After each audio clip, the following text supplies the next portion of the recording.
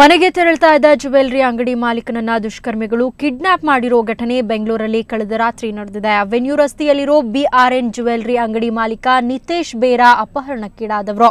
ರಾತ್ರಿ 9:30 ಸಮಯದಲ್ಲಿ ಅಂಗಡಿ ಬಾಗಿಲು ಹಾಕಿ ಶಾಂತಿನಗರದ ನಿವಾಸದತ್ತ ಸ್ಕೂಟರ್ನಲ್ಲಿ ತೆರಳುತ್ತಾ ಇದ್ದ ನಿತೇಶ್ರನ್ನ ದುಷ್ಕರ್ಮಿಗಳು ಅಪಹರಿಸಿದ್ರು ಎನ್ನಲಾಗಿದೆ. ಬಳಿಕ ನಿತೇಶ್ ಮೊಬೈಲ್ನಲ್ಲೇ ಪತ್ನಿಗೆ ಕರೆ ಮಾಡಿಸಿದ ಅಪಹರಣಕಾರರು ಮನೆಗೆ ಯುವಕನೊಬ್ಬ ಬರಲಿದ್ದು ಆತ ಕೇಳಿದ್ದನ್ನೆಲ್ಲ ಕೊಡುವಂತೆ ನಿತೇಶ್ರಿಂದ ಹೇಳಿಸಿದ್ರು. ಅದರಂತೆ ರಾತ್ರಿ 11 ಗಂಟೆ ಸಮಯದಲ್ಲಿ ಮನೆಗೆ ಬಂದ ಯುವಕನಿಗೆ ನಿತೇಶ್ ಪತ್ನಿ ಉಮಾ 80 ಗ್ರಾಂ ಚಿನ್ನ ನಗದು ನೀಡಿದ್ರು ಎನ್ನಲಾಗಿದೆ.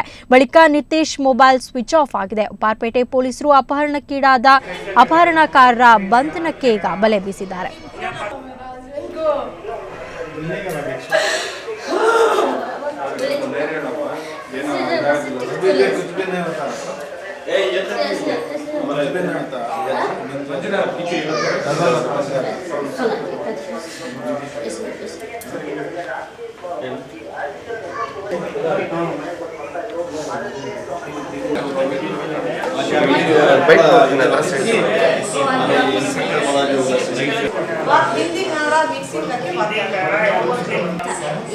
अभी बातचीत में आपको कैसे लग रहा था वो तमिल या कन्नड़ा या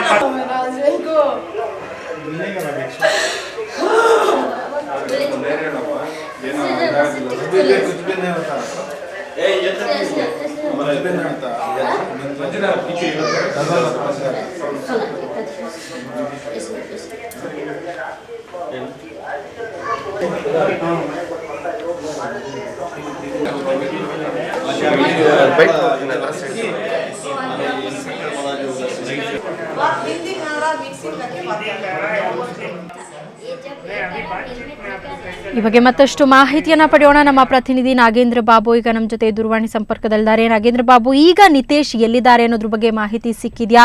ಕಿಡ್ನಾಪ್ ಅಪಹರಣಕಾರರಿಗೆ ದುಡ್ಡನ್ನ ನೀಡಿದ ನಂತರವೂ ಅವರನ್ನ ಬಿಡುಗಡೆ ಮಾಡಿಲ್ವಾ? ಅವರನ್ನ ಹೇಗೆ?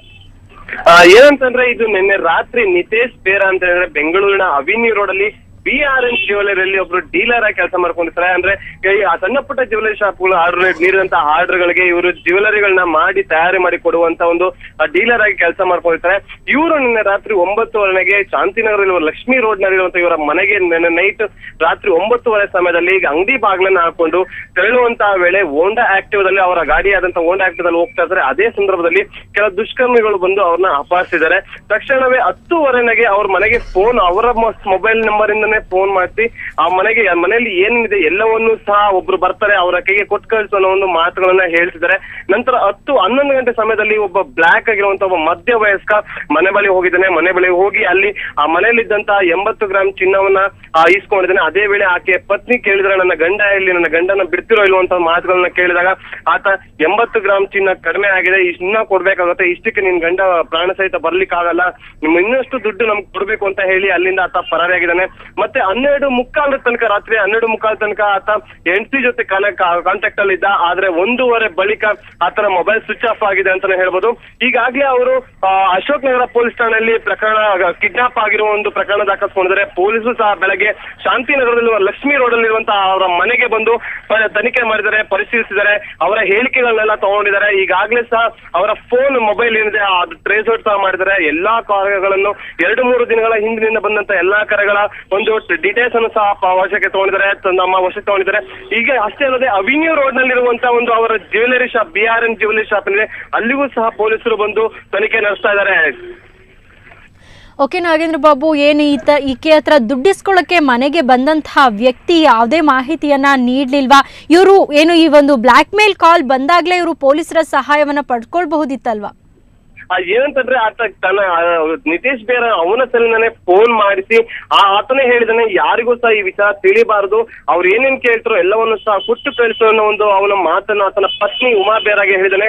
ಅದರಂತೆ ಅವರು ನಡ್ಕೊಂಡಿದ್ದಾರೆ. ಅವರು ಒಂದು ನಾವು ಮನೇಲಿರೋದನ್ನೆಲ್ಲ ಕೊಟ್ರೆ ತಮ್ಮ ಗಂಡ ಮತ್ತೆ ನಮಗೆ ಸಿಗ್ತಾನೆ ಒಂದು ನಂಬಿಕೆ ಮೇಲೆ ಅವರ ಮನೇಲಿದ್ದಂತ 80 ಗ್ರಾಂ ಚಿನ್ನ 2,000 ಹಣವನ್ನು ಸಹ ಕೊಟ್ಟಿದ್ದಾರೆ. ಆ ಕೊಟ್ಟಿದ ನಂತರ ಆತನಿಗೆ ನನ್ನ ಗಂಡ ಎಲ್ಲಿ ಅಂತ ಆಕೆ ಕೇಳಿದಾಗ ಆತ ಇಷ್ಟು ಕಡಿಮೆ ಚಿನ್ನವನ್ನು ಕೊಡ್ತಿದ್ದ, ನಮ್ಗೆ ಇನ್ನೂ ಸಾಕಾಗಲ್ಲ, ಇನ್ನೂ ಬೇಕಾಗುತ್ತೆ ಅಂತ ಒಂದು ಆ ಮಾತುಗಳನ್ನ ಹೇಳಿದಾನೆ. ತಕ್ಷಣವೇ ಆತ ಅಲ್ಲಿಂದ ಪರಾರಾಗಿದ್ದಾನೆ. ಯಾರಿಗೂ ಸಹ ಮಾಹಿತಿಗಳನ್ನ ಕೊಡಬಾರ್ದು, ಕೂಗೋಬಾರ್ದು, ಕಿರ್ಚಬಾರ್ದು ಅನ್ನೋ ಒಂದು ಬೆದರಿಕೆ ಸಹ ಹಾಕಿ ಅಲ್ಲಿಂದ ಪರಾರಿಯಾಗಿದ್ದಾನೆ. ಓಕೆ ನಾಗೇಂದ್ರ ಬಾಬು, ಮನೆಯವ್ರು ಯಾರ ಮೇಲಾದ್ರೂ ಅನುಮಾನ ವ್ಯಕ್ತಪಡಿಸ್ತಾರಾ ಇಂಥವರೇ ಈ ಒಂದು ಕೃತ್ಯ ಮಾಡಿಸಿರಬಹುದು ಅಂತ?